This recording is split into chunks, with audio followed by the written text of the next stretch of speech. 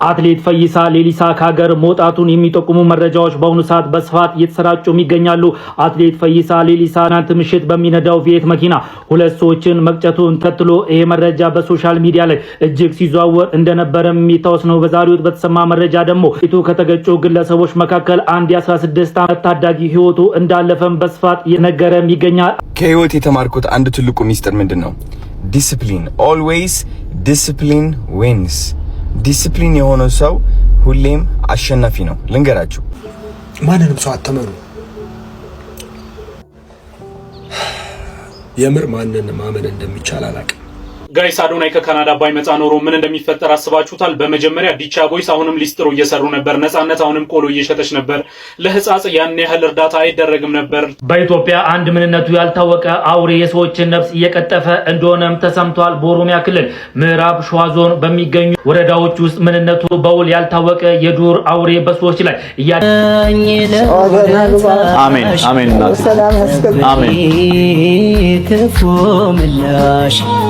ለማጋነን ባይሆነብኝ ሰላም እንደምን አላችሁ? የተከበራችሁና የተወደዳችሁ የዚህ ቻናል ቤተሰቦች እንደምን አላችሁ?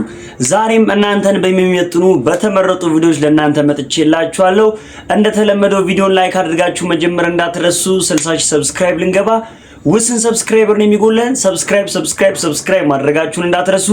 ወደ ቪዲዮ ሜሪትስ ፕሮፐርቲ እንኳን አደረሳችሁ እያለ ቤተ መንግስት ፊት ለፊት ፍሬንድሺፕ ፓርክ፣ አራዳ ፓርክና ዩኒቲ ፓርክ መሃል እያስገነባ ነው ባለው ውብና ዘመናዊ የመኖሪያ አፓርትመንት በዓሉን ምክንያት በማድረግ የ30% የዋጋ ቅናሽ የተደረገባቸውን የመኖሪያ ቤቶች እንሆ ይሎታል። በጥሬ ገንዘብ 70% ለሚከፍሉ ደንበኞች ባለ 1 መኝታ 3 ሚሊዮን ብር፣ ባለ 2 መኝታ 6 ሚሊዮን ብር እንዲሁም ባለ 3 መኝታ በ9 ሚሊዮን ብር ማግኘት ይችላሉ። በዚህ ውብ መንደር ውስጥ መዋኛ ገንዳ፣ ጂምናዚየም፣ ደረጃውን የጠበቁ ሰፋፊ ሊፍቶች፣ ምቹና በቂ መኪና ማቆሚያ ቦታዎች፣ ዘመናዊ የደረቅ ቆሻሻ ማስወገጃ፣ አውቶማቲክ ጄኔሬተር የተገጠመለት የከርሰ ምድር ውሃና ለተለያዩ አገልግሎት የሚውል ሰገነትን በአንድ አካቷል። እንዲሁም በ10% ቅድመ ክፍያ ቀሪውን በ3 ዓመት እየከፈሉ የቤት ባለቤት ይሁኑ። ለበለጠ መረጃ ከታች ባለው ስልክ ይደውሉ። ሳምንቱን በስፋት ሲያነጋግሩ የነበሩት ጆን ዳንኤል እና ጃኒ ጉዳይ እንደሆነ ይታወቃል። ሁለቱም ደግሞ የሰጡት መልስ አለ። ይሄንን ቪዲዮ በማየት እንጀምር። ሰላም ጋይስ እንዴት ናችሁ? ትናንትና የተፈጠረውን ነገር ሁላችሁም ታውቃላችሁ ከጆን ዳንኤል ጋር ማለት ነው እና ዛሬ ያው በስምምነት ፈተነዋል። ስለኔ የተጨነቃችሁልኝ በሙሉ በጣም ነው የማመሰግነው። ቴንክ ዩ ሶ ማች። ከጎኔ ለሆናችሁ በጣም አመሰግናለሁ። እግዚአብሔር ያክብርልን። ሌላውን ስለኔ የማሳውቃችሁ ይሆናል ትንሽ ጊዜ በኋላ። ያሉትን መረጃዎች በሙሉ ትንሽ ጊዜ ይወስድብኛል እና ማስረዳችሁ ይሆናል፣ ማሳያችሁ ይሆናል። እስከዛ ግን ያው ባይ። እንግዲህ ስለዚህ ጉዳይ በጣም ብዙ ተነጋግረን አሽሟጠንም ፈገግ ብለን እንዲሁ ተማምረንበት አልፈን ነበረ። ያላያችሁ ካላችሁ ከዚህ ቀደም ብለን የለቀቅነው ቪዲዮ ላይ ያለላችሁ ገብታችሁ ማየት ትችላላችሁ። እና ይሄን አስመልክቶ ጃኒ ብቻ ናት ይሄን ሐሳብ የሰጠችው። ጆን ዳንኤልማ ጭራሽ አልተነጋገርም ብለን ነበረ። ጆን ዳንኤልም ሐሳብ ሰጥቷል። ኧረ ጉድ እኮ ነው። እጣን አታጨስም ፈሲ ጭስና። ሰላም ቤተሰቦች፣ እንግዲህ ትላንት ከጃኒ ጋር የነበረው ነገር ሁላችሁም አይታችሁታል። ጉዳዩ እንግዲህ በንግግር በእርቅ ስለፈታን ቪዲዮቹ አላስፈላጊ ስለሆኑ ቪዲዮቹን አጥፍቻችኋለሁ። ከጎኔ ለነበራችሁ ብዙ ሰው ሲነሳብኝ አብራችሁኝ ለነበራችሁ አይዞኝ ስትሉኝ ለነበራችሁ ከልብ አመሰግናለሁ። ሁልጊዜም እንደምለው ጆን ዳንኤል አይቆምም፣ ጆን ዳንኤል ይቀጥላል። እወዳችኋለሁ ቤተሰቦቼ፣ እንቀጥላለን። አጀንዳ ማክሸፍ አይ እንደ ወሬ አይበርክትላችሁ ያሉ ፍጥሮች ትናንት አይደል እንዲያወሩተን ፈጣን ብለን ያወራነው ከምን ብላለች እኮ ዘፋኟ። እንግዲህ በዚሁ ሶሻል ሚዲያ ላይ መተን ነው የሁለቱንም ሐሳብ በማላተም ሐሳብ ይሰጠንበት አይደል ግሴ? አዎ በላንተ አዎ። እናም ብዙ ሰዎች ሐሳብ ሰጥተው ነበር። ከነዛ መካከል እንግዲህ ጃኒ ፊቷ ተመቶ ሰውነቱ ተቀዷል ተደብድቤያለሁ ባለችበት ላይ እንግዲህ እንደሚሉት አበው አህያ ለአህያ ቢራገጥ ሳሩ ነው አሉ የሚጎዳው ይባላል። ሳሩ ማን ነው? አዶናይ። አዎ። እና ጃኒ ምን ብላለች? ስለኔ ብላችሁ የተጨነቃችሁ ሰዎች እንዲሁም ያሰባችሁልኝ ሰዎች ነው ያለችው። ነገር ግን ሰው ያሰበው በጣም የተጨነቀው ከኑሮ በላይ ለአዶናይ ነው። አይምሮ ይጎዳል። አይምሮ ማይነስ ፍሮም ዚስ ማህበረሰብ። ሌላ ደግሞ እንግዲህ እጅግ በጣም ብዙዎችን ያሳዘነ መረጃ ወጥቶ ነበር ከአትሌት ፈይሳ ጋር በተያያዘ። ይህንን ቪዲዮ አይተን ሀሳብ አስተያየት እንለዋወጥ። እጅግ በጣም አሳዛኝና ልብ ሰባሪ መረጃ ነው የተሰማው። ትናንት ማለትም የካቲት 8 2018 ዓ.ም አትሌት ሌሊሳ ፈይሳ ወደ ጀሞ ሚካኤል አካባቢ 2 ሰዎችን ገጭቶ በሕክምና እንደሚገኙ ተነግሮ ነበር። አሁን ላይ ግን አሳዛኝ መረጃ ነው የተሰማው። ከተገጩት መካከል እንግዲህ አንዷ የ16 ዓመት ታዳጊ ስትሆን ህይወቷን ማትረፍ እንዳልተቻለና ህይወቷ እንዳለፈ ተነግሯል። እጅግ በጣም የሚያሳዝን ነገር ነው። እንግዲህ አትሌቱ አሁን ላይ በህግ እንዴት እየታየ ነው የሚለውን ምንም ማወቅ አልተቻለም። አዲስ መረጃ ካለ የማቀበላችሁ ይሆናል። ፎሎ ማድረግ እንዳይረሳ። በሌላ መረጃ መልሳለሁ። ማችን እንግዲህ ነፍሷን በአጸደ ገነት ያኑርልን በሉ። በሚያሳዝን መልኩ የ16 ዓመቷ ብላቴና በዚህ መልኩ ህይወቷን እንዳጣችና አርቲስት ፈይሳ ሌሊሳም እንዳልተገኘ መረጃዎች እያመላከቱ ይገኛሉ። ከዚሁ ጋር ተያይዞ ደግሞ አንድ ወንድማችን የሰጠው መልስ አለ። የሱን ሐሳብ ሰምተን እንመለስ። ፈይሳ ሌሊሳን ሳስታውስ አንድ የሰፈር ልጅ ትዝ ይለኛል። አረፋፍዶ ነው የፈነዳው። ሲፈነዳ ዲሲፕሊን የሚባል ነገር ከውስጡ አሟጦ የት እንደጣለው አያቱ ሊሆኑ የሚችሉን አሮጊት በምን ደረጃ ተሳድቦ እንደሚያባርር የሰፈር ሰው ምርር አለ። ፖሊስም አንዴ ያስረዋል፣ አንዴ ፈተዋል፣ አንዴ ፈተዋል። በቃ ለእግዚአብሔር ተሰጥቶ ዝም የተባለ ልጅ ነው። ጉልበተኛ ሆኖ ማለት ነው። ሰፈራችን ላይ እንትን ይመጣል ቆሼ። ያን ቆሼ ከዛ ውስጥ ህፃናት ብረት ይለቅማሉ። ያችን ብረት ለቅመው ያው ለዳቦ ሄዶ ይሸጣሉ ማለት ነው። እሱ ካለ እሱ መጀመሪያ ይለቅምና እሱ ሲሄድ የተረፈውን ነው የሚለቀሙ። አንድ ቀን እንደዚሁ እንትን መጥቶ ቆራሌ መጥቶ ሲዘረገፍ ሁሉንም ህፃናትን አባሮ እሱ ሄደ። መጀመሪያ እዛ ውስጥ እንግዲህ ተደባልቆ ፈንጂ መጥቶ ነበር። ያ ፈንጂ ፈንድቶ አንድ እግሩን ወሰደለት። የሰፈር ሰው ኡፍ አለ። ኡፍ ሁለት። ከዛን ጊዜ ጀምሮ ያ ልጅ በሰፈራችን በጣም ሰው አክባሪ መሬት የሆነ ሰው። በእርግጥ ያ ልጅ ጥሩ እንዲሆን አንድ እግሩ መወሰድ የለበትም። የሚመክረው ስላጣ እንዲመክሩትም ስላላስጠጋቸው ነው። ፈይሳ ሌሊሳም ቆይቶ ነው የፈነዳው። ዘገየ። አፈነዳዱ ግን ስርዓት አልባ ሆነ። አንዲት ጋዜጠኛ ነኝ የምትል ባልቴት ሰክራህ ሰፈር ውስጥ እየረበሽክ ነው ስትለው ምን አገባ በራሴ ብር ያለ ሰው። በራስ ብር መጠጣት ትችላለህ እኮ ፈይሳ።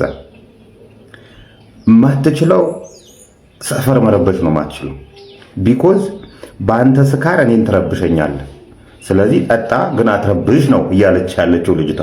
ይሄን እንኳን ማገናዘብ ያቃተው አንድ ትልቅ ቶርናመንት ላይ ለዛውም ማራቶን በተባለ ውድድር ላይ የሆነ ደረጃ ይዞ ትልቅ ደረጃ ያለው ሰው ራሱን አውርዶ በዚህ ደረጃ ያስታውቅ ነበር እንደማይበረክት። ዳለቻም እንደዚሁ ያስታውቅ ነበር እንደማይበረክት። ይሄው እነ ጆን ዳንኤልም አንድ ሰሞን እንደዚህ ያንቀጨቅጫቸው ነበር። በእርግጥ እነሱ አሁን ወደ መስመሩ ተመልሰዋል። ፈይሳ ሌሊሳም የዚህ አይነት በሽታ ነው። እኔ ብቻ ነኝ ያለሁት ህግ አይዘኝም የሚል አሳሰብ እና እናንተ ወደ መስመራችሁ እንድትስተካከሉ እኛ ማለቅ የለብን፣ እኛ መሞት የለብን። ህግ አካባቢ ያላችሁ ሰዎች ኃይል ልትሉልን ይገባል። ልጆቹም እንደዚህ አይነት ጉዳት አድርሰው ራሳቸውን አደጋ ላይ ከሚጥሉ እኛም በእነሱ ቅብጠት ከምንሞት መጀመሪያ ኃይል ልትሉልን ይገባል።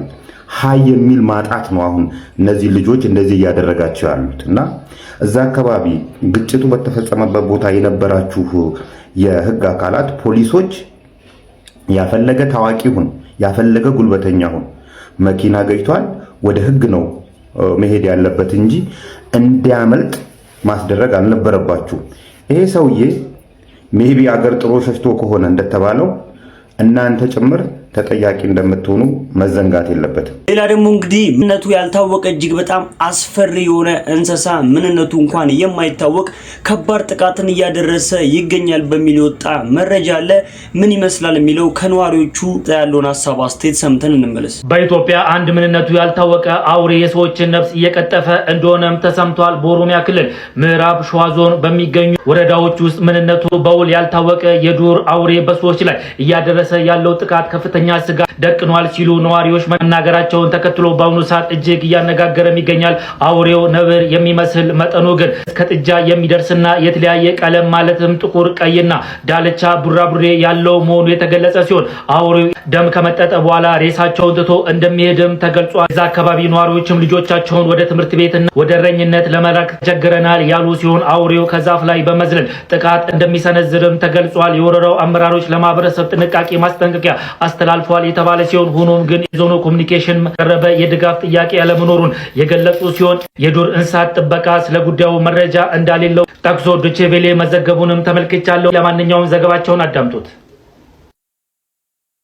አስተያየታቸውን ለዶቼ ቬለ የሰጡ የምዕራብ ሸዋ ዞን አዳ በርጋ ወረዳ ኢሉ ሾቦሬ ቀበሌ ነዋሪ አዲስ ያሉት የዱር አውሬው በአካባቢው ላይ አሁን በእጅጉ የሚያሰጋና የሚያነጋግር ርዕስ ሆኗል ይላሉ። አቶ ታደሰ ጆቴ የሚባሉት አስተያየት ሰጪው የአካባቢው ነዋሪ እንደ ነብር አንገት አንቆ የሚገድለው ይህ አዲስ አውሬ ከዚህ በፊት የሚታወቅ አልነበረም ይላሉ።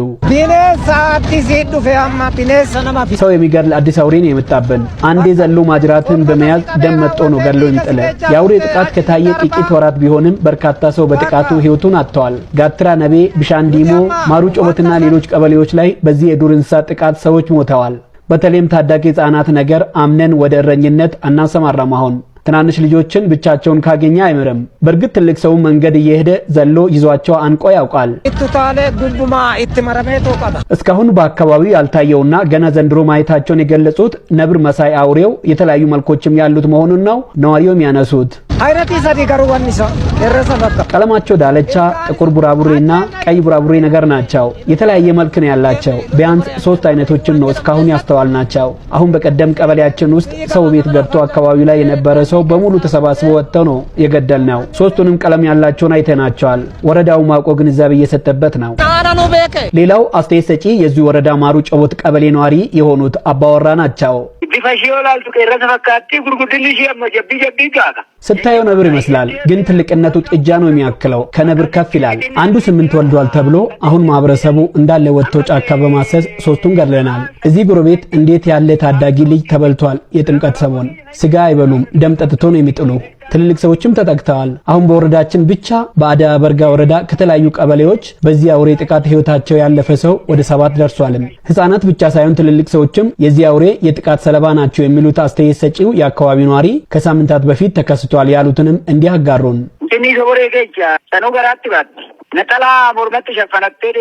አንዲት እርጉዝ ሴት እንጭኒ ሸቦሬ በሚባል ቀበሌ ውስጥ ነጠላ አንገት ላይ ጠምጥማ እየተጓዘች ዘሎባት አንቆ ሲይዛት እላዩ ላይ በመያዝ የድረሱልኝ ዋይታ ስታሰማ ሰው ደርሶ አስጥሏታል። ፊቷ ላይ ከመቦጫጨር ውጪ ለከፋ ጉዳት ሳትዳረግ ቀርታ አሁን ደግሞ እንግዲህ በዚህ ሶሻል ሚዲያ ላይ የተለያዩ ጠቃሚ መረጃዎችን በመስጠትና ወጣቶችን በመምከር የምናቃቸው እማማ እጅግ በጣም አስተማሪ የሆነ ቪዲዮን ለቀው ነበረ። ምንድነው ቪዲዮ የሚለውን ሰምተነው እንመለስ። ሜሪትስ ፕሮፐርቲ እንኳን አደረሳችሁ እያለ ቤተ መንግስት ፊት ለፊት ፍሬንድሺፕ ፓርክ፣ አራዳ ፓርክና ዩኒቲ ፓርክ መሃል እያስገነባ ነው ባለው ውብና ዘመናዊ የመኖሪያ አፓርትመንት በዓሉን ምክንያት በማድረግ የ30% የዋጋ ቅናሽ የተደረገባቸውን የመኖሪያ ቤቶች እንሆ ይሎታል። በጥሬ ገንዘብ 70% ለሚከፍሉ ደንበኞች ባለ 1 መኝታ 3 ሚሊዮን ብር፣ ባለ 2 መኝታ 6 ሚሊዮን ብር እንዲሁም ባለ 3 መኝታ በ9 ሚሊዮን ብር ማግኘት ይችላሉ።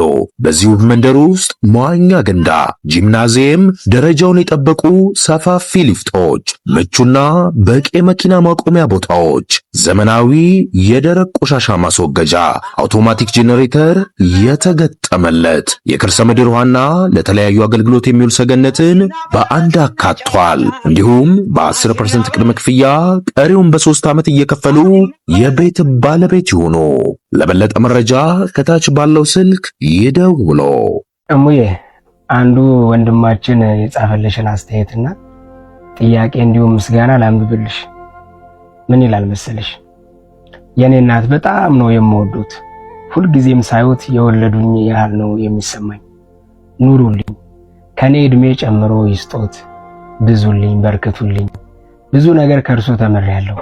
ሁሌም ይምከሩን፣ አይጥፉብን ብሎሻል። ሌላው ደግሞ የኔ እናት በጣም የምወዳትና ውሃ አጣጬ ትሆናለች ብዬ ተስፋ ያደረኳት ልጅ አይን ላፈር ብላ ሸሸችኝ። ልቤን እስኪያመኝ ጎዳችኝ። የኔ እናት ካዩዋት ቆየው ናፈቀችኝ። ያለ እርሷ መኖር አቃተኝ። ከሰውነት ተራ ወጣው። በማልቀስ አይኔ ሊጠፋ ነው። ራሴን ጠልቼ መጠጥ ቤት ውስጥ ከተደበቅኩኝ ቆየው። ልሞት ነው መሰለኝ ፈራው። የሆነ ነገር በሉኝ በእናቶት። እናቴ ጨንቆኛል፣ ጸልዩልኝ እባኮት የሚሉ መልእክቶች ተጽፈውልሻል። ውይ የኔ ልጅ ያሳዝናል በጣም። እኔን ጭነቀኝ፣ እኔን መኖር ጥብብ ይበለኝ። አይዞ ጊዜና እግዚአብሔር ግን መድኃኒት ናቸው። አይዞ አይዞ፣ ሊያሳልፈው የመጣው ያልፋል። በእርግጥ ይህች ዓለም የጨቀየችው በንጹሐን ደም ብቻ ሳይሆን በንጹሐንም እንባ ነው። ብዙ የእንባ ጅረቶች ይፈሳሉ። በሐዘን ተተሰበረ ልብ ብዙ የእንባ ምንጮች እየጋለቡ ይወጣሉ። የእንባ ፈሳሽ እየጨመረ እንጂ እየቀነሰ አልመጣም። ፍርድ አጥተው በወህኒ ተጥለው እንጀራቸውን ተነጥቀው በበሽታ ተወግተው በስደት ተይዘው በችግር ተንከራተው ከሚያዝኑትና ከሚያለቅሱት በላይ በሚወዷቸው ተጠልተው ባመኗቸው ተከድተው የሚያለቅሱና የሚያነቡ ሰዎች ይበዛሉ። ሁሉም ፍርድ አላጣም። ሁሉም በወህኒ አልወደቀም። ሁሉም አልተሰደደም፣ አልተንከራተተም። ፍቅርን ዘርተው ጥላቻን በማጨድ የሚያነቡ ግን እጅግ ብዙዎች ናቸው። ዓለም ሁሉ የሚያሰማው አንድ አይነት የሐዘን ዜማ መከዳት ይባላል። በወዳጆቻቸው በቃል ኪዳን ጓደኞቻቸው ልባቸው የተሰበረው ስንቶች እንደሆኑ ቤት ይቁጠረው። የጠላት ፈላጣ ስጋን፣ የወዳጅ ፈላጣ ግን ልብን ይሰብራል። የት ቦታ ስንመታ እንደሚያመን ከጠላት ይልቅ ወዳጃችን ያውቃል። የወዳጅ ጠላት የሚያደርስብን ተጥኖ ደግሞ መሄዱ ሳይሆን ማንንም እንዳናምን አድርጎ ልባችንን በፍርሃት መሙላቱ ነው። ሰው ሳይሆኑን ሰው ያሳጡን፣ ሰው ሳይሆኑ ሰው እንዳናምን ያደረጉን ብዙ የወዳጅ ጠላቶች አሉን። እኛማ ምን አቅም አለን? እግዚአብሔር ይጠብቀን እንጂ። ጠላት ለሆኑን ወዳጆቻችንን የሚያደርጉትን የሚያውቁበትን ልብ ይስጣቸው። የኔ ልጅ ዛሬ የሚሆኑ ነገሮች ሁሉ ሲሆኑ የነበሩ ናቸው። አዲስ ነገር የለም። የሚከለስ እንጂ የሚሟሽ መከራ በዓለም ላይ የለም። ሕይወት የሁለት ነገሮች ውህድ ናት። የብርሃንና የጨለማ፣ የፍቅርና የጥላቻ፣ የመተቃቀፍና የመገፈታተር ቅይጥና ውህድ ናት። ስንጠላና ስንካድ ከዓለም ተዋወቅን እንጂ ከዓለም አልተገለልንም። ምክንያቱም ዓለም እንደዚህ ናትና። ስንቀርባቸው በቀረብናቸው ልክ የራቁን፣ ስንወዳቸው እጅግ የጠሉን ብዙዎች ናቸው። እነኚህ ሰዎች ለጊዜው ቢያሳዝኑንም ለዘለቄታው ግን አስተምረውን ያልፋሉ። እየገረፉ ያስተማሩንን መምህሮች ካልተበቀልኩ የሚል ሰው የለም። አንዳንዱ መምህር በፍቅር አንዳንዱ በዱላ አስተምሮናል። እየተማርንባቸው ስለሆነ አልጠላናቸውም። የጠሉንና የገፉን ሰዎች የኛ አስተማሪዎቻችን ናቸው። ቢከብድም ልንጠላቸው አይገባም። ትልቁ የስነ ልቦና ግንባታ ምስጋናን እንደቻሉ እርግማንንም መቻል ነው። መወደድን በደስታ እንደተቀበሉ መጠላትንም በደስታ መቀበል ነው።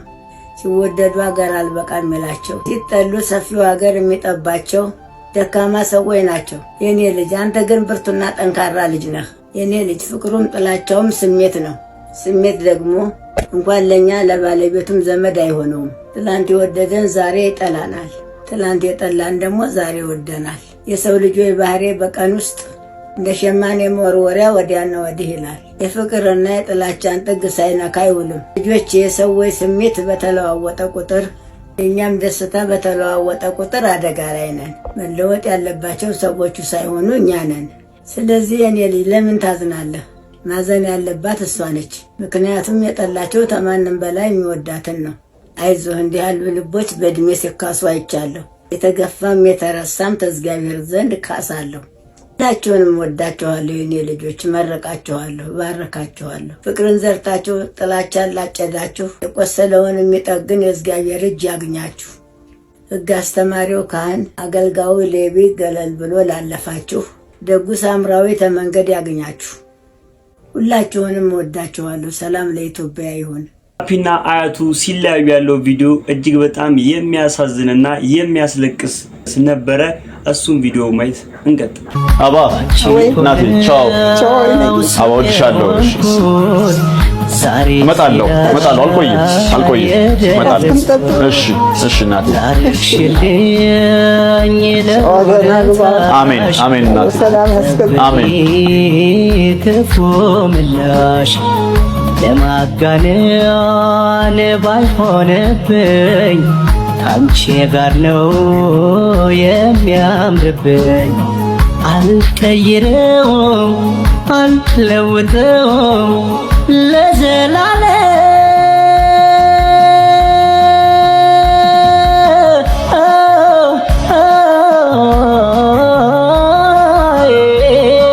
አይደለም። ውስጥ ያላመነበትን ልንገራችሁ። የዛን ቀን ጆን ዳንኤል አምባሳደር የሚሆንበት ቀን ነበረ።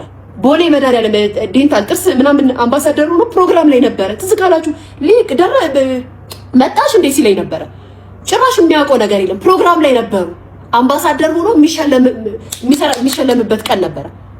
እውነት እንነጋገር፣ ስለ ሀቅ እናውራ ከተባለ በዚህ ቅስፈት በዛ ሰዓት በዛ 8 ሰዓት ላይ ጃኒ ወጣ ስለ ጆን ዳንኤል እንደዚህ አይነት ነገር ተናገረች? አልተናገረችም? ሀቅ እናውራ፣ ያየነውን እናውራ ጋይስ። ተው ሌላ ነገር ስለምንወዳት ሴት ስለሆነች አይደለም። እውነቱን እንነጋገር። ኦኬ ይጣላሉ፣ ይደበድባታል። ድሮ ነው እሱ፣ በዛኛው ሪሌሽናቸው ነው፣ ተለያይቷል። ከዛ በኋላ ግን የዛን ቀን ይሄ ልጅ ፕሮግራሙ ቀን ነው። እንደው ሪፖርት ሊያደርግባትና ሊያዘጋባት እንኳን ቢፈልግ ይሄን ፕሮግራም ከዘጋ በኋላ ነው እንጂ እሱ እንደሚያዘጋው ስለምታቅ ያኔ አብረው በነበሩበት ሰዓት ሪፖርት ሰዎች ላይ እንደሚያደርግ ስለምታቅ የሷን አካውንት ባድ ያረግባት ወጣ እንደምትናገር ያውቃል። የአዶናይ ጓደኛ ናት፣ ፓወሯን ያውቀዋል። ሰዎች እንዴት አክሴፕት እንደሚያደርጓት ያውቃል። በዚህ ደረጃ ድፍረትም አቅምም ኑሮት ሪፖርት አድርጎ የጃኒን አካውንት ያዘጋል። እኔ በእርግጠኝነት የምነግራችሁ ሌላ ኬዝ ሊኖራችሁ ይችላል፣ ጸብ ሊኖራችሁ ይችላል፣ ብላ አላውቅም። ግን እውነት እንነጋገር ከተባለ እናንተ ራሳችሁ እንዴት አምናችሁ ይሄንን ተቀበላችሁ? ጭንቅላታችሁ እንዴት ተቀበለው? ሊያ ሴት ልጅ ነሽ። ኖ አይደለም። ሚዲያ ላይ አምጥተው ያወሩት እንድናወራላቸው መሰለኝ። በውሸት ሲያወሩ እንድንመሰክርላቸው አይደለም የተናገሩት። ሁለቱም ያወሩት ጆን ዳንኤልም ጋር ያለው ውሰት እንናገራለን፣ እሷም ጋር ያለው ውሰት እንናገራለን። እውነታውን እናውራ ከተባለ ማለት ነው። በአድማ ደጋፊ በአድማ ተቃዋሚ ያንኑ ስተት ሲሆን ስተት፣ ትክክል ሲሆን ትክክል። ለሀቅ እስላምም ኮንክ ሃይማኖት አለ፣ ክርስቲያንም ኮንክ ማህተብ አለክ፣ ኦርቶዶክስ ነው። ለእውነት እንነጋገር። ይሄ ልጅ ዛሬ አምባሳደር በሚሆንበት ሰዓት ዛሬ እንዴት የጃኒን አካውንት አዘጋባት? አራሺም ነው ምናምን ልትባባሉ እንኳን ይገባል። ፋታ አልሰጣችሁም። ወደ እሱ ላይ ተሱም ስሜት አይሆኑ ስተሰራ ስተሰራ ፍየል ቤት ገብቶ ቀባጠረ። ቀባጥሯል፣ ቃላት ጥሯል፣ ቃላት አምልጦታል። ትክክል ስተት ነው። አልደግፈውም። እኔ ይሄንን አካውንት አለው፣ አካውንቱ ላይ አውርቷል። አካውንቱ ላይ ከተናገረ በኋላ ሰው ቤት ገብቶ ማብራራት አይጠበቅበትም። እሷ አካውንቴን ይዘጋ ነበር ከዚህ በፊት ይመታኛል ያለችው ትክክል። እሷ የድሮ ታሪኩን አውጥታ ስትናገር እሱ ደግሞ አሁን ያለውን ደካማ ነገር ወይም ያጠፋችው ነገር አጋልጦ እንደሚሰጠው ማወቅ አለባችሁ። አንቺ ቤትም ቢሆን አንተም ቤት ቢሆን የሆነ ሰው አንተን ሊጥልህ ከመጣ አንተም የምታሸንፍበትን ነገር ይዘህ ነው የምትወጣው። ግን ሚዲያ ላይ ምን አለ የተረዳሁት ነገር የገባኝ ነገር የሆነ ሰው ገፍቶክ ደጋፊ ከበዛክ ያንን ነገር ይዘህ ከመጣክ ይወረወርብሃል ሳንጃ ማለት ነው። እንዴ ሌላም ነገር ካለው ልጁ ይዞ ቢወጣ አይገርመኝም። ምንም ይደበድባት ነበር። የዛሬ 2 ዓመት ቪዲዮ እየጎረጎሽ በቦክስ አጠጥቷት ነበረ። የዛሬ 2 ዓመት ሰድቧት ነበረ። እያመጣሽ በዛሬ 2 ዓመት ቪዲዮ ልትቶክሹና ልትከሹ የመጣሽ ሰው እሱ ደግሞ የቅርብ ጊዜ ታሪካቸውን አውጥቶ ቢዘገዝግ አይገርመኝም። ሐቂቃው ይሄ ነው። ከዛ ምን አልኳችሁ? እኔ ግን የሆነ ሴራ ያለ ይመስለኛል። ጆን ዳንኤል በዚህ ደረጃ እንዳያረግም ግን የሆነ ጌመር ምናልባት አሁን ጆን ዳንኤል ስለመጣ ወደ ጌሙም ስለተመለሰ ሰዎችም እየረዱት ሰፖርት እያደረጉት ስለሆነ የሱን ነገር ለማጥፋት የሆነ ጌመር ይሄን ቀመር እየቀመረባቸው ነው። ይሄን ልጅ ለማስጠመድ ከጌሙ ለማስወጣት እኔ እንደዛ ነው የሚመስለኝ ብዬ እንደው በዛሩ ቀን ላይቭ ላይ አልተናገርኩም ጋይስ እንጂ ሌላም ነገር አላልኩም። ይሄንን ያልኩት እርግጠኛ ነኝ እሱ አይደለም ይሄን የሚያደርገው የሆነ ሰው ግን አለ። ከዛ በሱ ይሳበብበታል። ምክንያቱም ጌመሩን ወደድሽም ጠላሽም ጌሙን የተቆጣጠረው ጆን ዳንኤል ነው ከመጣ በኋላ። ያንን ነገር ለማሳት የሆነ ጌመር ግን የሚሰራ ሰው አለ በሪፖርት እንደዚህ የሚያደርጋቸው። ምክንያቱም ኢሹ ሊሆን የሚችለው ህዝብ ሊጠላው የሚችለው ይሄንን ነገር ሲደረግ ነው። የጃኒን አካውንት የአዶናይን አካውንት ሲያዘጉ ነው ጆን ዳንኤል ከጌሙ የሚወጣው። ቤተሰቦች ለዛሬ ይላችሁ የመጣሁት የተመረጡ ቪዲዮዎች እነዚህን ይመስሉ ነበር። እንደወደዳችኋቸው አልጠራጠርም። ቪዲዮ ላይክ ሳታደርጉ የጀመራችሁም ላይክ ማድረግ እንዳይረሳ። ሐሳብ አስተያየታችሁን ወንድማዊ ምክራችሁን ደግሞ ኮሜንት ላይ በነጻነት ጻፍ እንድታደርጉልኝ እፈልጋለሁ። ቀጣይ በተመረጡና አዳዲስ ቪዲዮዎች እስከምንገናኝ ድረስ ቸር ሰንብቱ። እወዳችኋለሁ።